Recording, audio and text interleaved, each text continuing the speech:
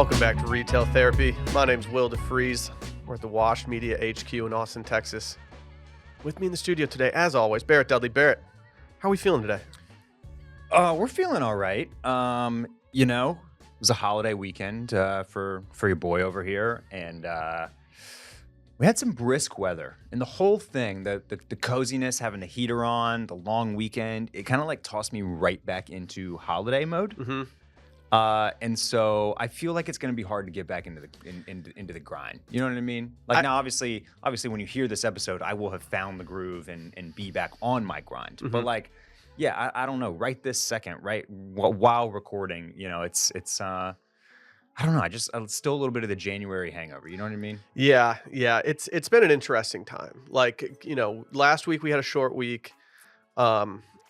Last week we didn't have a short week. It just felt like a weird week because we were on the heels of your bachelor party. That's right. Yeah. And then going into this long weekend, we also had just extreme cold hit Austin, Texas. Mm-hmm, mm-hmm. Waking up this morning after kind of having a lazy day yesterday, I had so many to-dos, and then you and I switched our recording schedule for retail therapy this week. Yeah. And so I just felt totally off this morning. I was like, I'm going to forget to do these random things. I had a vinyl that I brought in for our friend James, who's borrowing it. And I was like, I'm definitely going to forget this based on how often I forget stuff that Randy needs from me.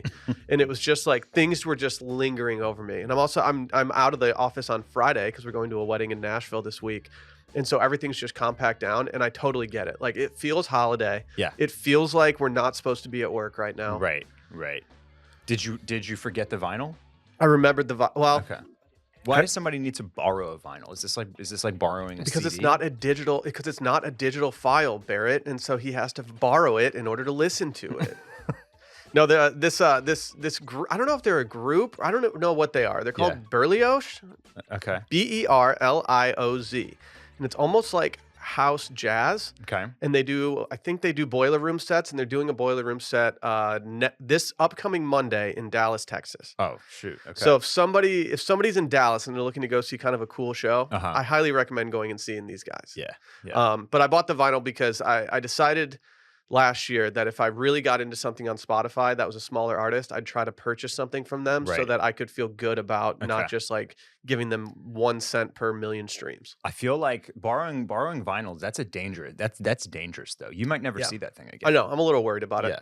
I'm a little worried about it. It's something I'm not willing to do because the vinyls that I have received from various people that are feeling temporary. Yeah. I can already see them never leaving the collection. I'm not putting them into my app where I log everything. Okay. But there might be a time in my life where I'm like, you know what? This person's definitely not going to ask for this back. So it's just going in. Kind of feels like you should ask for somebody's ID or another one of their vinyls. I was thinking that when he returns it to me, I think I'm going to make a request that you got to give me one for now. And so we always are in debt to each other at all times. Yeah. It seems like a good move. I think that's the right way to do things. Yeah. Well, I mean, Barrett, we've been complaining. We complain endlessly all through the fall. September, if you go back to September, you could probably cut a lot of isolated parts of our audio that are us complaining bitching about the weather. Yeah. I wish we lived in New York where it's cold and you can layer. And then we have all these statements about how we don't get to dress for winter. Well, winter has finally arrived in Austin, Texas. It's about 13 degrees outside. I don't know. It's freezing out. Yeah, it's cold. Has it lived up to what we've wanted? So for me, it has because my absolute favorite weather. This is probably, I love being on the mountain. I love to be in Colorado. I love going skiing. My favorite weather is cold but sunny, and that is what has been delivered to us several times over the last week or so, and that's my favorite. I like getting bundled up but still having the sun on your face. You pop on some sunglasses. You feel like you're in the Arctic or something. Like you're about to go do a geological ice dig or something. And that's my shit. I threw on my D-May hiking boots from Huckberry today, and I was a little bit worried after we saw it on our Fashion Ix last week. No. But then arriving at Wash Media HQ, I pulled up and I parked and I stepped out, and much to my surprise, there was ice, dare I say black ice, on the curb. It's slick out there. And I said, thank God I have on these hiking boots. Thank God I have the traction and the utility that I need right now to not bust my ass. The hiking boots that you're wearing are capital H, capital F, high fashion hiking boots. Yeah. I don't think we need to worry about the hiking boots that you're currently wearing. I think it's more of the people that are wearing actual hiking boots, Yeah, just yeah. like to the office every day. And it's Right. like, why do you not want to wear something a little less clunky? Okay. Not wearing Wave Runners to the office every day. But yeah, I went winter white on the jeans Oh, today. really? Oh, yeah, Yeah, you yeah, did. yeah. You did. You hit us with the Ame Michael Jordan sweater. That's right. That's right. Very happy to see that get unveiled after you took the jacket off today. I brought this sweater on the ski trip, but I did not have a chance to flex. You know, it's because this one, you know, we notably look, I checked a bag for a 3-day trip to Okay, I'm glad you said it, so because that was going to be my next topic. Right? And you know, I had to do that because it's like, what do you want me to carry on for this 3-day extended weekend trip? That means you're cutting me down in my prime to like one chunky sweater, and I needed to bring at least 3. So I did, and then the chunkiness of said sweaters was called into question on this trip. There were some chunk questions, yeah. Yeah. But then I feel like that was from, you know, from a distance. People weren't sure just what type of chunk I was bringing, and then up close in person when we got more, you know, into more intimate settings, people were appreciating the chunkiness that I was bringing to the table. I personally questioned the chunkiness when I initially saw your first sweater unveiling of the trip. And I will say that once I did get a little more up close and personal with it, I realized, oh no, this is straight up chunky. He's allowed to do that. Okay. Yeah. Normally for a 3-day trip, I would publicly shame someone for doing a carry-on. Ski trips change this a little bit because there are a lot of things that you have to pack. I mean, it took a lot for me to get everything that I wanted into my suitcase and into my backpack. Yeah. If someone's bringing any extra ski gear, there's no way that they could do that. But when you were the bachelor, it was like, I'm not going to say a word about this because anything that he wants goes on this trip. Right, and so right. if he chooses to do that, then so be it. But were there any regrets on the return trip when we walked into the airport and saw just piles upon piles of bags at the Denver airport? A tiny little bit. Check bags are free on Southwest, but I'll tell you what, I sure did pay for it on the way home. I've never seen an airport look like this before. Yeah, the coming back home, the Denver airport was basically in like the biggest clusterfuck I think I've ever seen at an airport.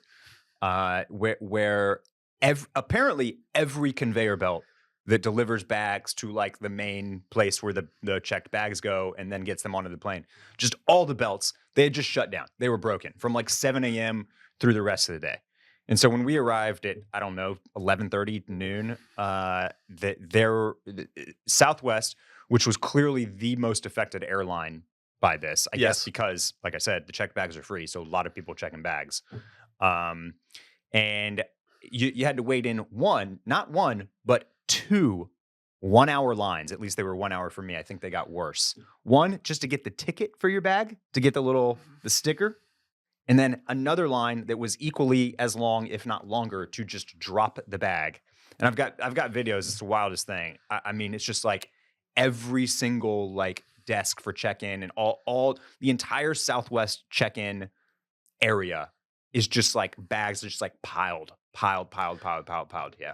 How long did it take to get your bag back once we returned to Austin? It arrived so we flew back on Sunday night. It arrived Monday night. Okay. And then I went and retrieved it like the next day. And that was worth a $200 Southwest voucher. Okay. So, you know, okay. Kind of shook out okay. Have you ever accepted like the high dollar amount voucher that they offer sometimes at airports? You know what? It seems like every time they offer it, I have a great reason not to do it. The last time that I was offered, because I always want to. I was like, yes, give me free travel credit. Like I'm living for that. Like they were offering $1,500 a person. Oh my!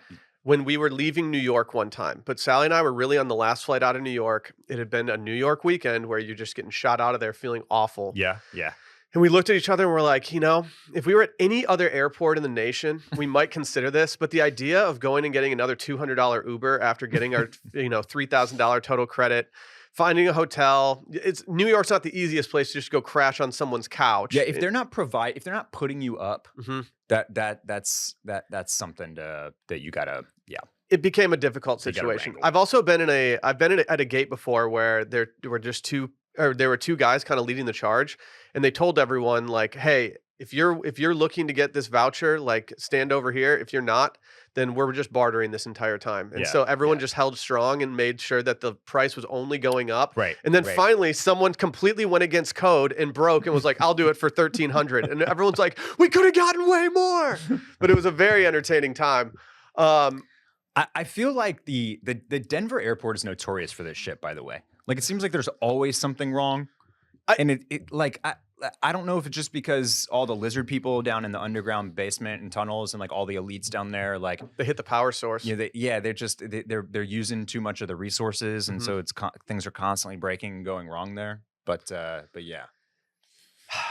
I mean, you didn't miss much. The boys just ate sandwiches. I missed a nice little relaxing lunch. Cooled the jets a little bit. It almost wasn't relaxing though, because we were so worried about you making it in time, and seeing you sprint up to the Southwest gate with McDonald's in hand and just your backpack was so gratifying. It was just like, all right, we made it. Barrett you didn't even have to like get on the plane after everyone else did and get a crappy seat. You would have been sitting next to me because I had one of the final middle seats open next to me. That happened twice on this trip. I'm a little worried that I'm an unapproachable plane partner because I've had now 2 times where I'm like, wait, like what? There's one seat left on this plane and it's right next to me. Yeah. Maybe I just put out the vibe of someone who doesn't want to, join up with like a family or something. Well, it's all about where you sit too. I like to be as close to the front as possible. Me too. And so those are the middle seats that typically get filled last because people are continuing to go to the back. Yeah. With that, you can see the hopefulness in their eyes as they walk past like your row 7, and they're like, "I think I'm gonna get one. I think there's still a window or an aisle back there," and then they end up in the middle back there first. I don't have a good. If I'm alone, I'll try to get one of the 2-seaters in the exit row. I just don't like having too many people around. Yeah. Or if I'll try to get the extra legroom seat, which is just like probably the best seat on the plane, even though you don't get a. If I'm solo and I'm like late B's, I'll blow people's mind. I'll ruin their whole thing, and I love doing this because I'll just like show up to row 3 and be like, "Yeah, I'll just take the middle right now." Yep. Don't even need to see what's back there. I'd rather be up close. You people look like you'll be okay, like travel, row partners. Yep. I'm just plopping down in the middle right now, and you can always like their eyes dim a little bit because they're just hoping for that empty middle. Yeah. When they give you even like an inch where they say like, "Oh, it probably won't be a full flight today. Maybe you'll have an extra seat," and then you don't get the extra seat. It's like, why even tease that to me? Why would you even say that in this situation? Like, I know that there's people in boarding group C because I know there's guys on this bachelor party in boarding group C, or at least very close. I don't know. I'm flying this weekend and I'm not really looking forward to it, but I think that Nashville will be a little easier than the Denver airport with broken whatever. I couldn't stop thinking about how there was one dude who went out the night before and was like, whatever, it'll be fine at work tomorrow. And then he showed up and saw all the conveyor belts were just done. And I think he probably just quit and walked away because that's what I would have done. Like, oh, wait, hold on. We got to manually bring all these bags to the plane. Yeah. I'm going to go find something else to do. Are you back on South Dub for Nashville? I am. Yeah. I am. I've got a lot of Southwest stuff going in the mix right now. Okay. Booked some refundable flights to Las Vegas right around February I think there's a big football game happening out there at some point. And so my wife and I decided to pull trig on use some points for maybe in hopes that one team makes it to the big game. Okay. We'll see. Right. Okay. Who knows? Maybe the Texans will go. Yeah, they could. Crazier things have happened. We got a big episode today. Before we get into everything, just make sure you do everything that every good retail therapy listener does, which is follow us on Instagram at retail.pod, subscribe to the Substack so you can get all the links to everything, and watch the episodes on YouTube, youtube.com/Sunday Scaries podcast. Barrett, I'm kind of in travel mode, if you can't tell by the early conversations that we've been having right now. I can tell. And I'm in travel mode for a few different reasons. One is that we don't really have a lot planned this year, which is fine with me. I don't need to have a lot planned because I know that things will come up and I'll get my days in. But I am traveling this weekend. I've got some potential stuff in February. But more than anything, we recently sent an email to my friend Katie at Lux and Nix, who I've had on this podcast before, to discuss a trip to Europe for my brother-in-law's wedding late this summer. Yeah.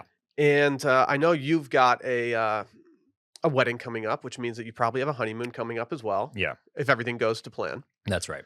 And I think if anything, especially during a dry January spell where everyone's just like kind of wanting to do other things that they're not doing, there's no better time to wanderlust than right now. And luckily for us, the New York Times dropped their yearly piece, the 52 places to travel in 2024. I'd like to go through some of these locations. Do you have anything on your bucket list right now for going to travel? I know you've been to Asia way more than me, which is 0 times. And I just wonder, like, since you've been over there, do you have any other places that kind of stick out to you where you're like, oh, I'd love to go here? Yes. While I've gotten to do some very interesting Asia travel, I've not really gotten to do like what I would call like bucket list Asia travel Hmm. outside of like Tokyo. That's definitely one of them. But like, I mean, the truth is, I really need like a 2 week Japan trip. Yeah. Um, also high on my list, just because my fiance Laura lived there growing up for many many years, and it has always kind of wanted to go back, is Australia. But that's another one which is like, it's kind of definition of bucket list, because I'm not going for fewer than 3 weeks, right? Yeah, Like that's the thing. If you're going to take a 24-hour trip, you need a week just to get over the jet lag. Those are two that are definite pie in the skies. But then, yeah, I mean, like stuff like Thailand, Tahiti, Bali, like Bora Bora, like all those are like high on the list.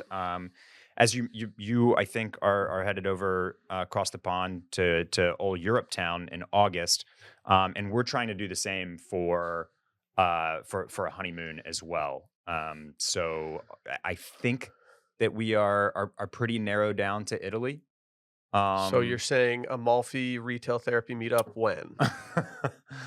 that's the thing about Italy, though, right? Like, I don't know what we want to do in Italy yet. That's the thing. Like, There's so like 4 or 5 or 6 different things to do there. So, my brother-in-law is getting like married in regions almost the thing, same place as where we went to in September of 2022.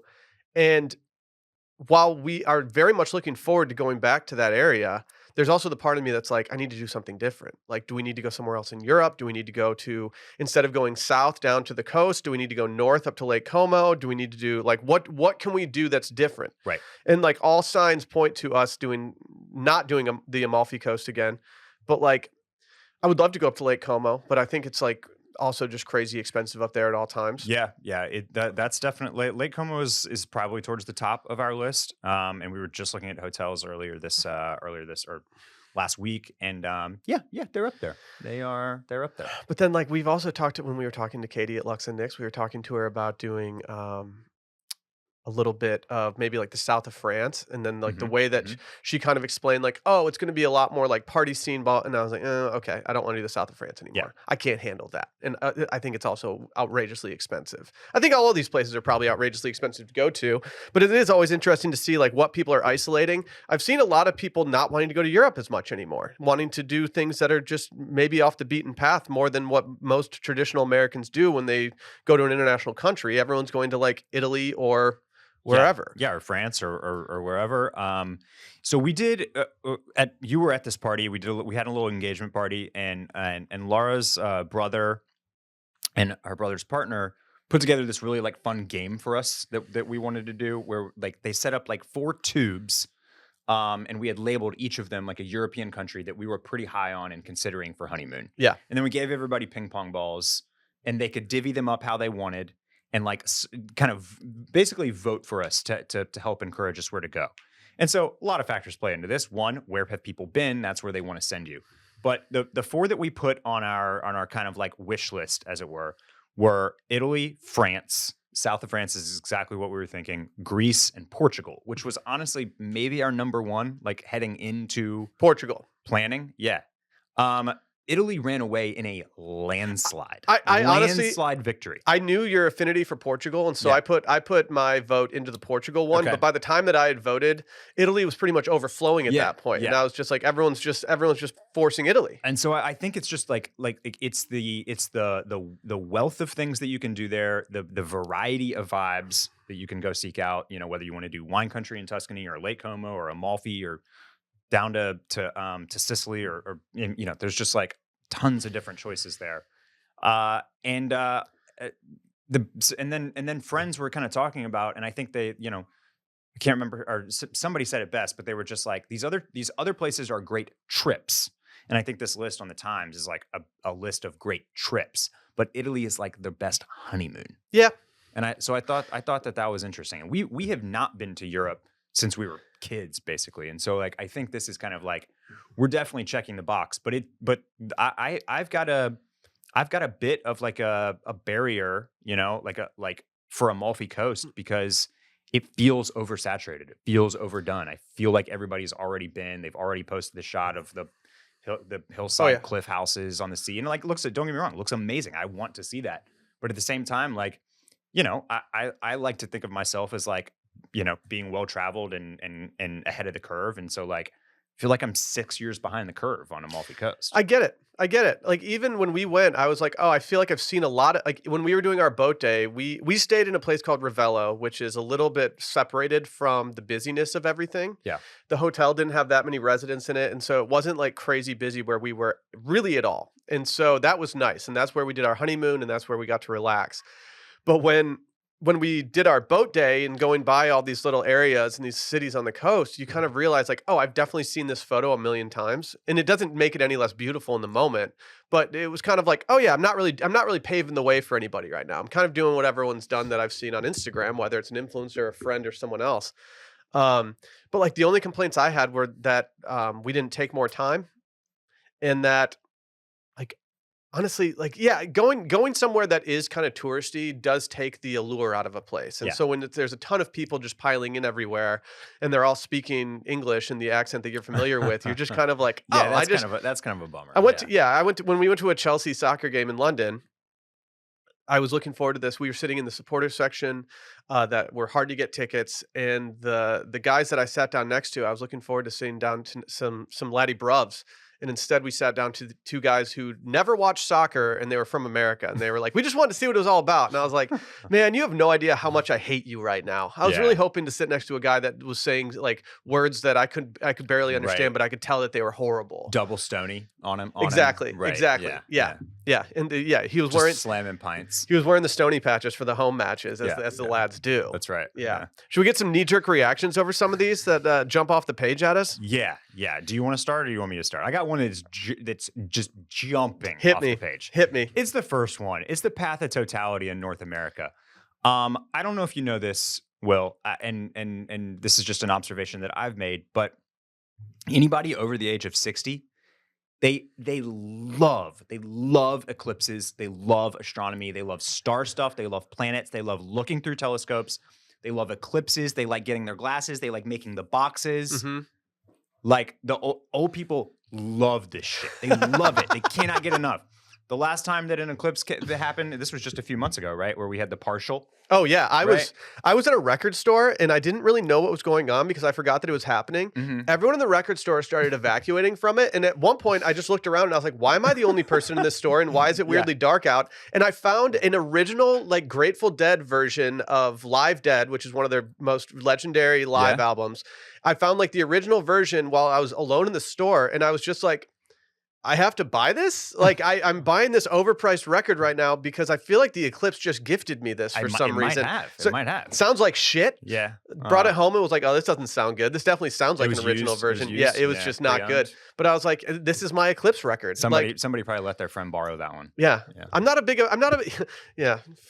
James. I'm not a big Eclipse guy. I don't think I'm going to do the path of totality. Okay, well, during the partial, I was like walking around my neighborhood, and I'm telling you, every old person was out in their driveway, just having the time of their life with this eclipse. Anyway, come this year, my parents have already called me. They've been like, "We don't care what's happening. We're staying with you for Path of Totality. Like, we're going to be there." And I will admit that this particular eclipse does have me jazzed a little bit because Austin is in the path of totality, which is pretty cool, pretty cool.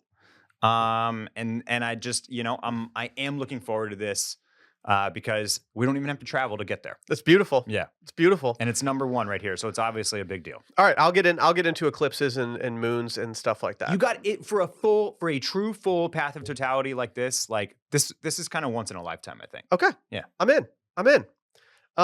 Here's one that's kind of, dare I say, basic that's jumping off the page at me, but it's because everyone that's done it recently, whether it's been a honeymoon or whatever, has come back being like, it's just beautiful and perfect. You have to go do it. And it's Hawaii. Like, Hawaii is somewhere that's escaped me. When we were supposed to go there as kids, my dad ended up he got like $100 plane tickets to London for the Mhm. entire family. And so we decided to cancel the Hawaii trip.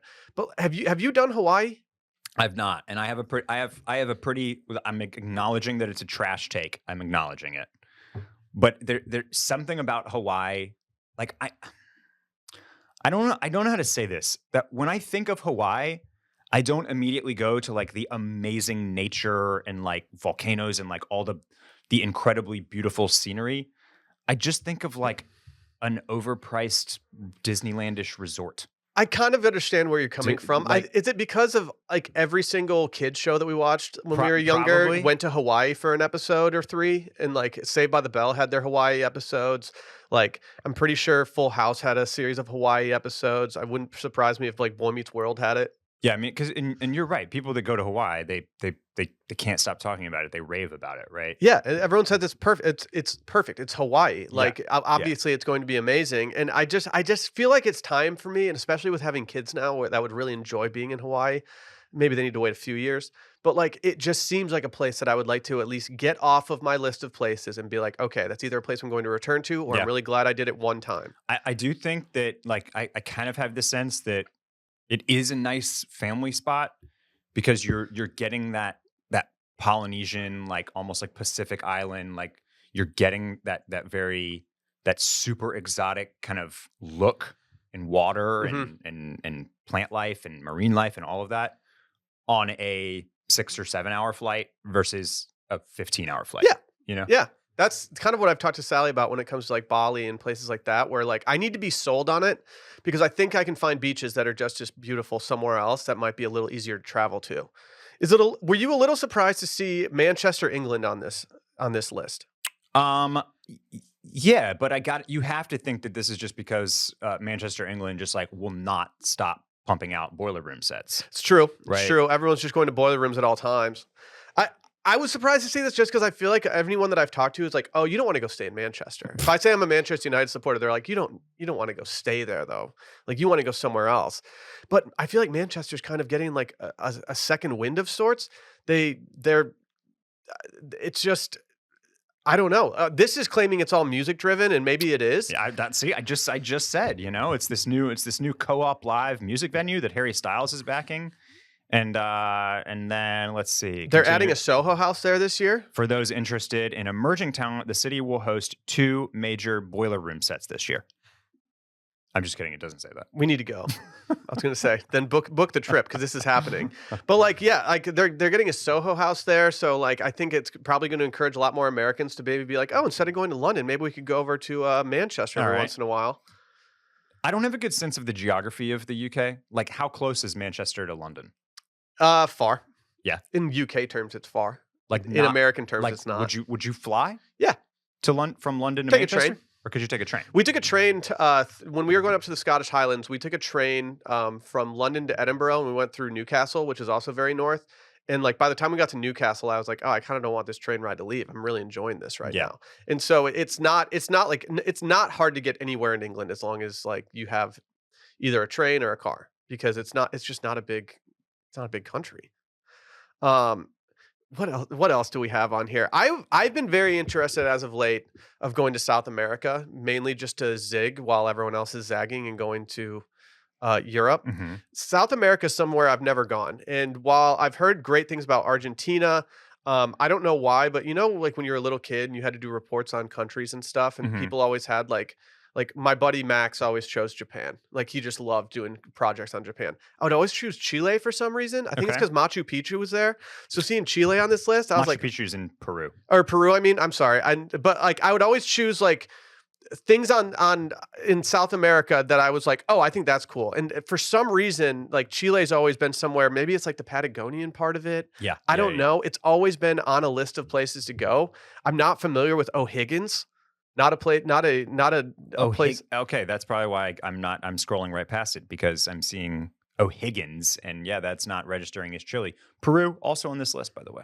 It says so. A group of local cooks, winemakers, and artisan growers have joined to preserve their campesino, a rural farmer identity.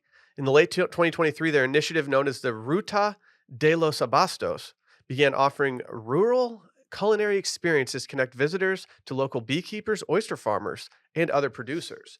I almost feel like the culinary experiences of a lot of places is becoming like a huge draw for just like being a beautiful scene. It no longer really gets it done for a lot of people. They almost need something like this in order to get invested. Totally. I think that's millennial food culture basically kind of like coming into full focus as all of us approach 40 and are spending more money on this type of international travel. It's like, yeah, we want to go to freaking Noma in Copenhagen, right? Like we want the visual beauty and scenery, but we kind of also want that reflected in the food as well. There's like there's a satisfaction to planning like a trip and then getting like a really good reservation on that trip and being like, oh, this is the only time we're actually gonna be able to go to this restaurant. Let's go do this. Right.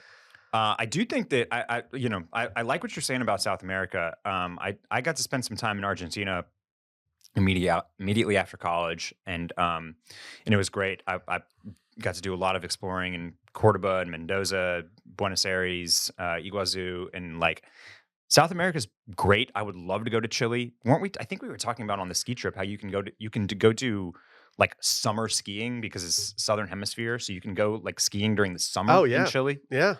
That's pretty sweet. Yeah. And I feel like I feel like South America is probably the value play right now. Yeah, I think like it if is. you want your money to go further, it's not doing so in Europe. I'll tell you that much. Yeah, I think you're right here. Yeah.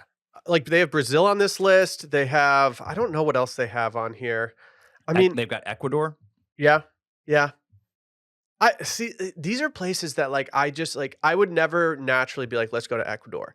But I know that if I got like really into reading about it and my algorithm started just serving me a bunch of stuff on Instagram all the time, I'd probably be like Ecuador's #1 fan. Were you expecting Montgomery, Alabama to be one of the 52 places to go to? You know what? Montgomery, Alabama honestly makes more sense to me than Baltimore, Maryland. So I do know that Montgomery, Alabama has that's like the home of Billy Reed. They do there's like a cool music festival there as well. I'm not sure if any of that is noted in the Montgomery, Alabama pitch page, but yeah, you could probably talk me into Montgomery, Alabama before Baltimore. Yeah, that's fair. Is Baltimore really on this list? It is. Yeah. Okay. No offense to Baltimore. I'm sure it's great there, but I'm not going there anytime soon. I mean, the places in the United States on this list are kind of interesting to me, like Craters of the Moon, Idaho. I've only been to Idaho once, and it was absolutely incredible. But we were there for work, so we didn't really get to like step out and do much. Did you see the Craters of the Moon? I didn't get to see the Craters of the Moon. No, instead I got to see a bunch of barley fields, courtesy of Budweiser, which was also really cool, seeing how the beer was made. But like, didn't really get to go out and do it as much as we wanted to. I mean, I guess we've got, I don't know. This is throwing a lot of wrenches in my plans to just call it a day and let Sally just book like a really like easy vacation in Italy. Now this is making me want to go like, okay, no, now we need to go off the beaten path. We've got 2 kids at home. We're never going to go on a trip like this for the next however many years. Yeah. We don't have the excuse of your literal brother getting married. What are we going to do? Maybe I'll go to Normandy, France. Yeah. Pop on over to Mustang, Nepal, maybe.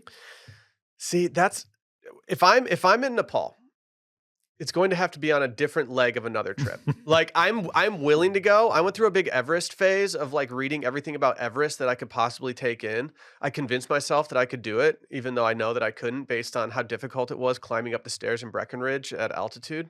I'm not really sure how people do these things at this point, but I got the travel bug. I've got it.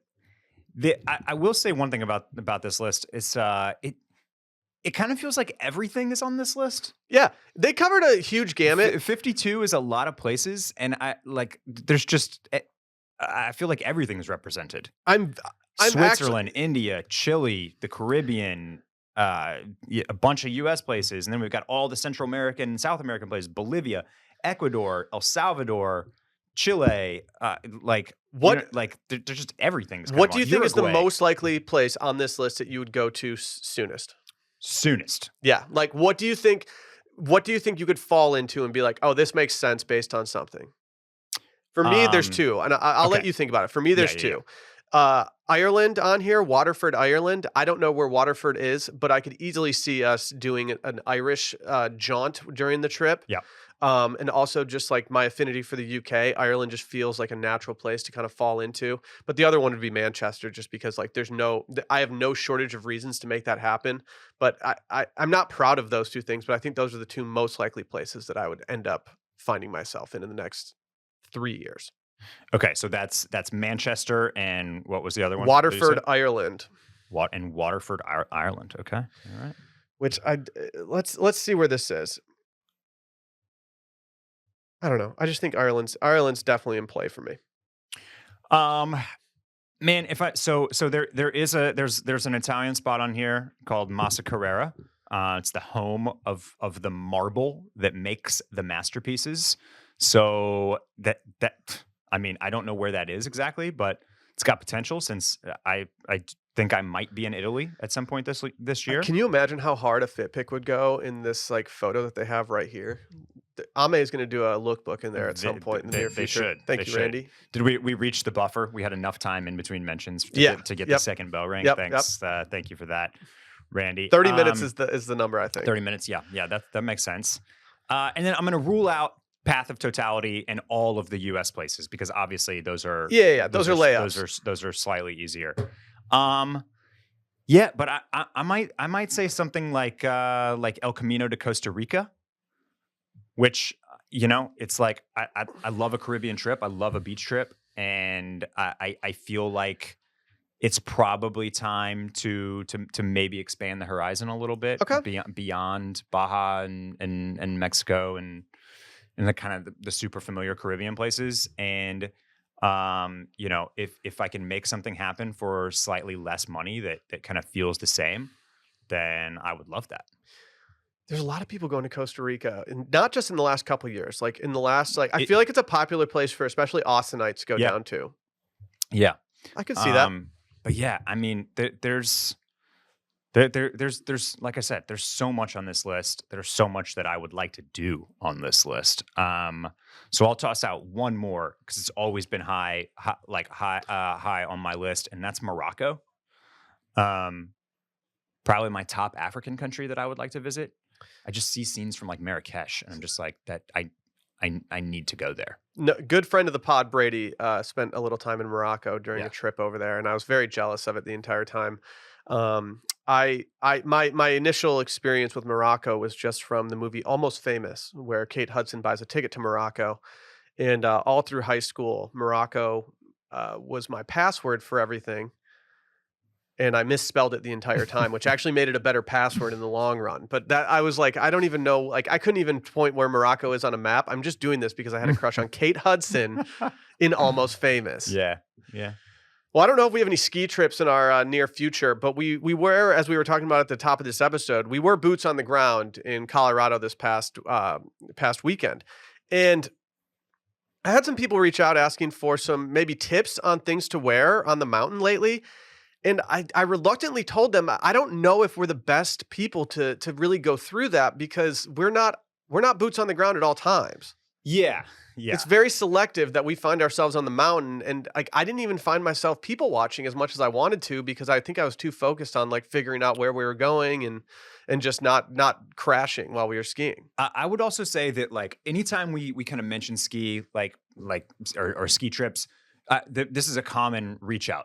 People always kind of like they want either the download or the report from what we're seeing out there, or they want the tips, or they want to contribute their own kind of like version of this. And I think that's one of the things that makes talking about ski fashion a little bit more difficult is because people approach it from so many different angles, and there are a lot of different like avenues, right? So you have what you've got stuff that high end ski brands are like pushing. Mm-hmm. But that's the same stuff that like your locals are rolling their eyes at. Yeah. Right. And they've got their own brands and their own looks that they're kind of going after. There's so many different angles. Yeah. Too. So there's just, and then there's people like us that are like, hope to get out there once a year. And we're just like trying to throw on a chunky sweater one time. And I used to be like, you know what I mean? So it's just, it can be a lot to wrap your arms around. As a formal local of a ski area, like, yeah, the locals definitely had their own look, and you would start tailoring your look based on things that you thought were cool from the other locals. And then you would see the tourists come in, and they'd all be decked out in like brand new whatever it is, whatever brand you want to choose, they'd just be decked out in it, and you could just tell like, oh, this person has the most expensive rig on the hill, but they're probably terrible. And like, but then when you're dressing to go skiing or snowboarding, you also are like, okay, am I going to go with like the conservative look, or do I want to look like I'm like a bad boy out on the slopes? Do I want to go with like classic looks? Do I want like the new up and coming gear? And then like, how do you style everything? What do you do for mittens and gloves? How do you handle the goggle situation? Like, there's just so many different ways that you can take that all mean something when you put it on, that it just makes it really hard to nail down, which is why I think I've avoided it for so long. But I was very happy last night when I saw a recent favorite Instagram follow, Data But Make It Fashion. They did something for On the Slopes this season. There's been a lot of questions for her in the comments of like, how do you come up with this stuff? What do you do in order to figure this out? And I think she's got various ways with like algorithms and everything, but I'm just going to read what she said from this post. She said, okay, so this analysis was quite interesting to do. I took a look at over 300 best-selling ski looks across different e-commerce sites to analyze the biggest trends of the season. However, not all brands or sites have a bestseller page or allow you to sort items based on popularity or customer ratings. And so she went through and tried to figure out like the best selling ski looks for the season and analyze it all. And this is what she came up with. Monochrome is seen in 75% of this season's best selling ski looks. Did you notice this when we were out there at all? I did not. I didn't either. I actually thought it was the total opposite based on what we saw out there. I thought it was a lot of people that were mixing and matching, which I think is the more traditional way to go. Definitely. I almost think going monochrome makes you look like you're two put together and you're like only out there for your 3 days of the year. Yeah, the other piece is like typically when we think of the type of monochrome outfits that I think we like and gravitate towards, they're very neutral. So they're either in like beiges or oatmeals, right? Which not a lot of ski stuff comes in. You think about what you'd want to be out there in for ski season. It's probably like blacks and navies and olives, right? Yeah. And like, let me tell you what, if you're trying to ski with several buddies, maybe you're on a bachelor trip, having identifiable colors on every person is huge, absolutely huge. Like it should almost be required. So I like, never really have had to deal with this until we went skiing with as big of a group as we went with, Yeah, where so we like- were all trying to stick together on a busy mountain. Yeah.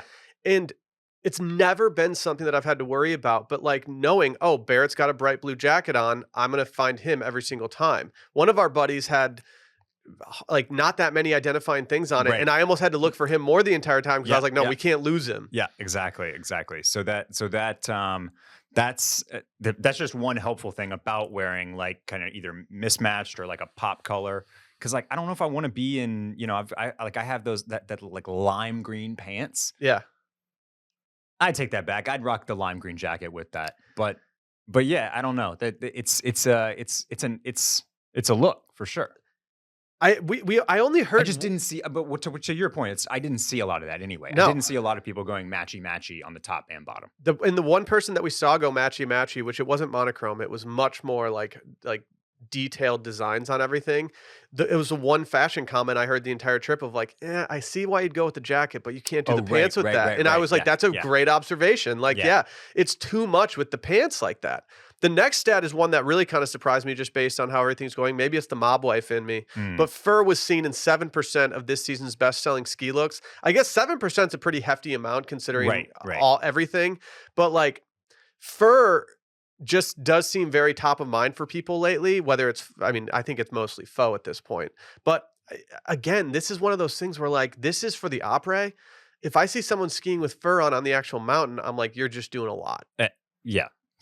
No, when you see like one of the snow bunnies coming down in groomed green, with like the cropped little ski jacket with like the big fur hood, that's we're not taking them seriously. No, I'm taking Right? notice of the people wearing the fur, and I'm like, damn, they're bougie and baller, and they're Yeah. probably gonna be really fun at the after. But like, I'm not. I don't think that that's going to be the best skier on the mountain for me. Yeah, and same goes for guys, right? Like it's like hood on your parka bit is indicating to me that you're not doing tree runs in that fur lined hood. You No. know what I mean? No, if you're bougie enough to have fur on, you're not. You're not hucking it off a cliff in Yeah. your fur lined hood. Yeah, you're not Yeah. sending. You're not sending. Come on.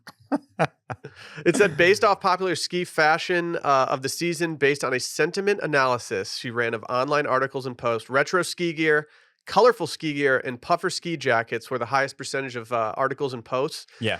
with colorful ski gear really being the top dog. And I Right, do right. believe this based on what we saw. It's more color than I've ever seen on the mountain before. Okay. All right. Um, Puffers, I'm kind of surprised are as popular as they are in general. So obviously this is data, but make it fashion, right? So Mhm. and then the looks that she's analyzing, like I don't think that she's going to like rei.com and walking around Sun and Ski Sports. Yeah. Do you know what I mean? Yeah. Or like I think that this is probably looking at like the higher end, where like a lot of the fashion that we're putting out there is designed for walking around Aspen, not necessarily skiing the mountain. Do you think So like I'm still surprised by puffers. it's I've always been surprised since people have started to really get into them, and I think it was the Hailey Bieber, like when Hailey Mhm. Bieber started wearing them with like leggings and going out in that. Sure. I think that changed things for a lot of people. But like, maybe it's the distaste for people wearing like Canada Goose jackets that aren't the puffers, that are Mhm. just kind of the more like shell jackets with the insulation. Yeah. But puffers are just so popular that it kind of astounds me that as many people are just into them, and that's kind of the default winter jacket to go to now, and it's not just for skiing, mainly for, like you just said, walking around or getting places. Yeah. But puffers have just become so popular in a world where I always thought that jackets with a more hardcore like outer liner were always just going to reign supreme. But Yeah. people just like the puffer look. It's, I mean, for me, and I think for a lot of others, it's the easiest and quickest way to warmth, to genuine warmth, right? Yeah. Stuff some down in a puffer, and that is like that's going to help you out rather than like trying to pile on You 5 wore a layers. black puffer to the office today, right? I did. I wore a yeah. black puffer to the office today as well. Yeah. Like, it's just, that's what it is right now. Said patterns were seen in 25%. I believe that. Patterns seem to be everywhere. And like, Yeah. I actually felt like I was in the minority of people when I was just wearing a blank black jacket and like very like blank blue snow pants. I was like, oh yeah, I don't really have anything going on here. But I think that's like just the nostalgia, the 80s, 90s, whatever throwback. It just kind of makes sense that people are into that. Yeah, so just to point out one brand that I was not familiar with, and I only know about it because speaking of the matchy look that our buddy called out, he lives in Telluride, and so he's got a little bit more, I think, of a pulse on it. But it was Montec. Okay. And so we saw a lot of Montec. I did start clocking the Montec jackets, which have like a more angular look. They're a little bit like, a lot of them have like double zippers or do something weird with the funnel neck. A lot of color blocking, and there's a lot of patterns. These are cool. As well. And I'm honestly surprised that I kind of expected to pull this up and see all of these jackets be like $1,000 a pop. But as it turns out, they're actually pretty reasonable when it comes to the price of ski gear. I actually So- think that I think it's way cooler at this point to have like these smaller niche ski brands than it is to have like the kind of the old guard of stuff like Patagonia, North Face, whatever it is. These smaller ski brands are the way to flex on the mountain at this point. That it's definitely the more local way. Mhm. Like is like finding these kind of, yeah, like you're saying, like the niche smaller companies that are doing It's like some stuff that's a little bit more interesting, maybe a little bit funkier. it's like when you're riding the chairlift and you look down and someone's got some local skis. It's like, okay, this person's dialed in. Yeah. Like they get it. They're not just here to ski. This is a part of their identity. They're supporting their local shops. They're doing stuff that the locals are doing. It's just part of it. Yeah. And the final note from her stats were that jumpsuits were seen in 13% of this ski season's best selling looks. This makes all the sense in the world to me. Like the Lady Gaga photo that they kicked off with, like obviously people are going to go with that when it comes to like just trying to put out the ski bunny vibes or the 80s party vibes, whatever it is. I can't remember. Were you bibbed up, or or just pants? I have pants with suspenders. If you ask me how I would like to operate for my entire life, I would love to be bibbed up at all times. Yeah. I love having a bib. I like having the storage pocket right there. The bib is it's like retro, but it's also like feels very modern to me. Like it's a good flex. We were talking. I got off the mountain a day early, or no, a couple hours early one day when you decided to stay out there. And me and the guy that we were leaving with, we were talking, and we're like, man, it's gonna feel so good to show up to the après party without any ski boots and ski gear on. But it's also gonna feel terrible because we're gonna look like we absolutely did not earn it. Like our buddies just went skiing without us, and we're just like the dorks that were like, all right, we're just gonna go. We'll go get you guys a table. We were like, man, we're gonna look really soft right now. Yeah. There's definitely something. There's something about being at Après in the gear that you earn that beer, man. It You hits earned so it. different to not Yes. walk back with all the ski gear to the house, though. It was worth it for me. Yeah. It was worth it. We got a couple more things on today's episode. This is actually adjacent to this. This is kind of an airing of grievances of sorts right now. Barrett, we brought some disposable cameras on this trip with us, Yeah. and I'm just wondering, in a city where we have places that'll develop film in an hour or less, Yeah. why have I not seen flex pics of all the homies on the mountain together? Okay. Well, I'm tossing the blame right back on the homies because I sat out the 2 disposable cameras, and on multiple occasions, myself included, I'm blame here on me too. They were just forgotten. They were forgotten at the crib. Yeah. They didn't even make it out on like our big night. Hand up. When I was slightly overserved, just slightly. This is on me, Barrett, because I was given one of the cameras at the airport and said, "You're in charge of this." And then I looked down on day 2 of the bachelor party and saw it sitting on top of my backpack, and I was like, "I need to bring this upstairs because I have not taken any photos yet." We did, I think, manage to get through most of one, but it still has like 5 snaps left. Mm-hmm. And so I've been carting it around. Like I got to find something. I don't want to waste the film. Just know take what I it, mean? dude. Just do what I do and just take a bunch of pictures of your dog. Yeah, Like yeah. that's when I That's have a extra good- photos, that's a but good I'm call. really It's a good anxious call. to get something developed. Yeah. I just immediately hit the dog because I'm like, I'm gonna want these at some point. It is on my list of things to do this week is to go get the camera, the one camera that we pretty much filled out, developed, because I know the fellows are dying to see themselves in that just that beautiful graininess, film style 1996. Lens. Why do you think? I know we talked about like when we did In and Out, I said like film photos are in. Why do you like you immediately were like we need disposable cameras for this trip? Yeah. Like why do you think it's gotten so in? Because it's not just like people our age are into it, but it's also like the younger generations are all carrying around digital cameras. Yeah, they're doing little point and shoot digital cameras, or reusable film cameras, whether they're like kind of cheap starter ones or more expensive even. I think that there's always like an equal and opposite reaction to everything. So it definitely feels, it's like the cameras on our iPhones got so good that it's not that surprising that we're now finding something very charming and cool about photos that aren't that good. Yeah. You know what I mean? Yeah. And then I think that there is the kind of in that same vein, it's like when we take photos here, like right on our phone, when we want to grab a fit pic, how many photos is somebody taking of us? A million. A million, right? Like we want every angle. We want 60 to choose from. We want like, it's the influencer way of taking a video Yeah. and then just doing the poses in the video and just pausing it on the high quality video that looks just like a photo. And then you have like I put it quotes, perfect picture. Like there's something really refreshing about taking a bunch of photos with a camera, getting the film developed, and then finally when you get the photos back, most of the time the photos that I'm most excited about are not the ones that turn out the best. The photos that I'm not the most excited about, I'm like, this is actually really cool. Like this was a cooler photo than what I thought. And right. I think it's because I'm not very good at shooting people yet. It's just not really what I'm good at. It's a lot easier to shoot a beautiful landscape and have a beautiful photo turn out. But like, I almost feel like the way that Instagram's gone and the way that like photo dumps and the way that people are operating on Instagram, the curated, perfect, like everything is kind of gone out the window now.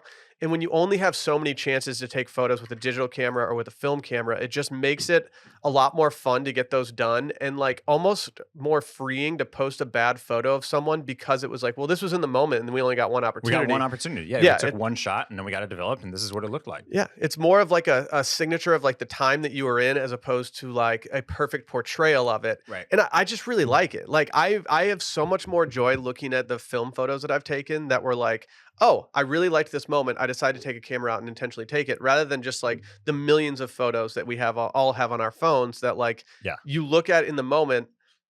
I return back to film photos that I've taken because I'm taking them at moments in my life that I'm more into than I do to other photos on my phone because like I'm just not like those might go up on my Instagram story for a day, but I might never look at them again. Whereas like the film photos, I'm like, oh no, I kind of want to do something with this. It's like there's special times. And I feel like those special times, it's way more fun to have those special little like mementos from that. Yeah. Right. It's like when you're looking through your camera roll, it's like you get to stuff and it's you took 125 photos. It's like it's difficult to find things even, right? Mhm. That you want to go back and look on because you've got so much to kind of sort through. But even just like with the habits of people on Instagram, you think about like how it seems to me like the photo dump is still kind of like the most popular way to be posting on your personal feed right I think now. it is, yeah. And that posting somewhere in between 4 and 10 photos at a time is giving people the opportunity, I think, to try to express a little bit more like authenticity and realness. And even though it's all still curated and kind of manicured, it's like we're feeling more comfortable with putting stuff out there that is unpolished. Mhm. It's like, oh, here's like a couple of good ones, but then a couple of random things I took, plus a meme that I think is funny, and then like a cool landscape, and then like one of my dog. Right? Like Yeah. it's this mishmash of stuff that I think maybe is nodding to slightly more like real life. And so that kind of factors in with the digital and the film and all of that as well, is that it's all just a little, it feels a little bit more genuine. Yeah. Yeah. Even if like it does feel more genuine. But like I can also hear people making the case like, well, it's not more genuine if you're taking these photos, getting them developed, taking all this time and Right. effort to go upload it. Like I would hear that argument and be like, yeah, you're kind of right. Like you're kind of right. But at the same time, I'm like, if it does allow people to express themselves better, I'm all for that. I very much like the analog side of things lately. Like I talked about my shift and how I enjoy the vinyl stuff, like the photography, whatever it is. There's just something more intentional about it that makes you feel more accomplished when you're doing something as opposed to just like playing a song from your phone or taking a photo with your phone. When you Yeah. have to earn it, much like an après ski beer, Yeah. like there's just something that hits a little different in a good way. And yeah, it just feels good. But Barrett, I'm really looking forward to these picks getting developed, even though I think at altitude I get a little puffy. So we'll see. It's Your boy was definitely puffy. So I think There was a photo that got put in the shared photo whole squad's stream. puffing. I was like, damn, like I know we were drinking and stuff, but like I don't look great in this The photo. altitude, the drinking, the poor sleep, everybody's puffing. Well, what if I told you that we could reduce the puffiness of part of your body, Barrett, by using a little Botox? And I'm talking about your calves. Mm, Calf Botox is a new fad sweeping the nation, it's aka Calftox. TikTok. Apparently, people are getting Botox injections in their calves in order to stunt the muscle growth and get slimmer calves. I didn't realize we lived in a world where people were ashamed of their large calves. Yeah, that's my immediate question. Maybe it comes from not having, the most picturesque calves, but like why do people want to slim down their calves? I understand people wanting to I think it's like more of a female thing than a guy thing. I think guys want Okay. larger calves, and I think the ladies out there would like to have like slim like leggy legs.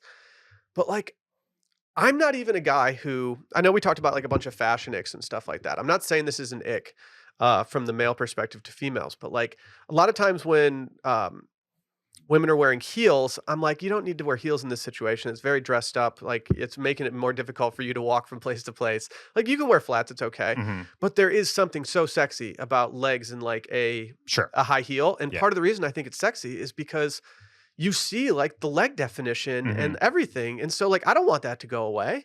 I don't want people injecting their legs with calf Botox. Like if you had sweaty calves, I might see the use case here because I did it for my armpits. But like I don't want this to be a thing. A lot I of like people with seeing sweaty people's calves out legs there. out there. Yeah, yeah. Yeah, people are just Botoxing everything these days. I've heard of something similar in the traps, like in the shoulders. You can Botox these muscles right here, like right behind your neck, and it essentially kind of freezes them so that they atrophy and like slims down your neck and your kind of your shoulder line. So this is yeah, just be careful out there. Be careful. As the article says, full long-term effects are not known, as this Oh, is yeah. a new trend.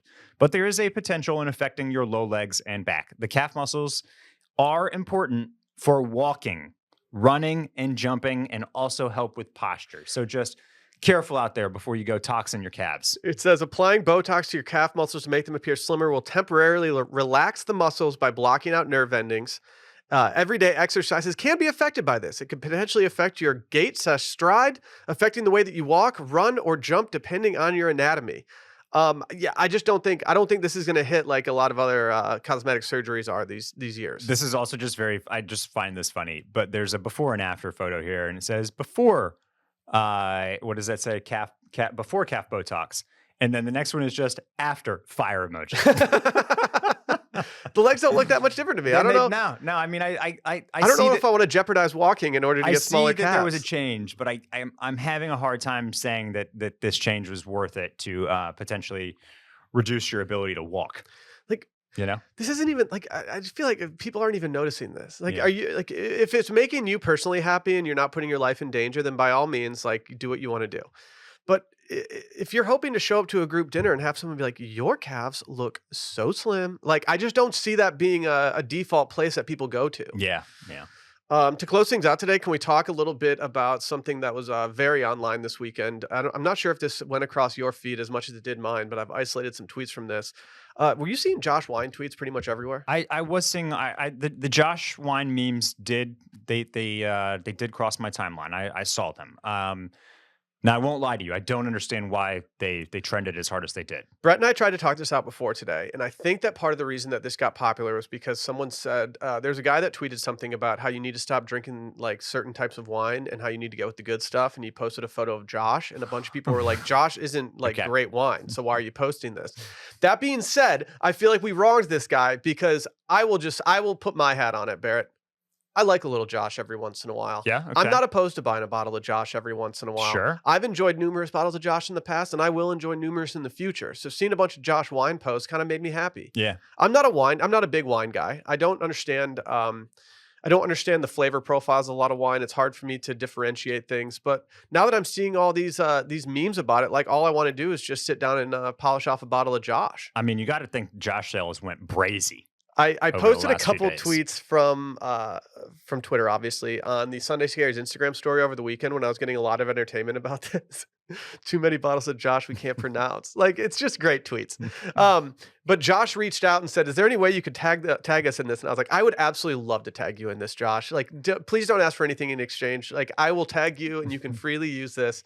But like it's just come from every angle. People are just being the most online of all time when it comes to Josh. Yeah, it really did trickle into like every single Twitter arena that people could think of. Every Drake and Josh reference that people could make, they did. They just found like one guy just watching Drake on TV and drinking Josh. Like I'm okay with that. I never went through a Drake and Josh phase. That feels more Randy. What was Drake? What was the premise of Drake and Josh? The premise of Drake and Josh that they were like new stepbrothers that had just moved in together. They're like the same age, so they were like learning to be brothers and friends. We even got a tweet that popped up, and you were in a fraternity, Barrett. So this one says this was from 2019, but it got re-brought up on the TL because of the popularity of Josh, but it just says when the frat house says it's diverse, and then it's just a bunch of bottles of Josh on the wall at a grocery store. Do we have any wish list additions for the week, Barrett? Oh man, I honestly don't. I really don't. I've been, we talked about Uniqlo a little bit last week, and our buddy Phil Battaglia, who you may have heard on this podcast before, he was wearing, wait for it, a puffer jacket that I really quite liked on the trip, and it was Uniqlo. His puffer jacket pretty much looked exactly like my vest that I was wearing on the trip, and I was very jealous of it. I was like, I love my vest in this, but if I could have this as a jacket, I would probably do that. And I was very jealous of it the entire trip. Yeah, and so I peruse the outerwear section on Uniqlo quite often. I know that they have very well priced puffers and down jackets and all that type of stuff. So I'll throw a link in the if you're listening to this now and the digest is not out yet, I'll put a link to a Uniqlo puffer that I'm feeling, but I don't have anything specific to pull up right this second. Okay, that's okay with me. I'm in home mode at this point. Right. I'm very much needing to buy some stuff for my home, and so I'm putting a rug on here today. Okay. This is not a rug that I would have expected myself to really like when I first saw it when I was scrolling, but the price caught my eye just because rugs can get really out of hand, and when I saw that this one was priced more fairly than other ones, I was like, oh, okay, this works. It's from Soho Home, the home vertical of Soho House, and It's a green, kind of checkered rug, and I'm not even trying to lean into the checkered that I said was in at the end of the last year. But it seems a little more muted when you put it in front, or when you put it down on the ground, and so I'm kind of into it. And I think I might pull trig on this weekend. Okay. We have a little side area of our new place that's going to become a sitting area. We're going to have the vinyl set up there. It could be a dining room area, but it doesn't make sense for what we're doing. And so I kind of want a little pop of color. I want to kind of bring in the trees outside of the windows and everything. And I think this rug's a good way to do it, especially based on the styling that they did with it in the photo here. I think I'm going to try to figure out a way to get this rug in the crib. I need this chair. I like Yeah, this chair. that's a nice looking chair. I'm just in the market for any furniture right now. It's been tough, Barrett. Yeah. I went to a store this weekend to buy a bunch of like necessities for myself, and I walked out with a bench, just one single bench.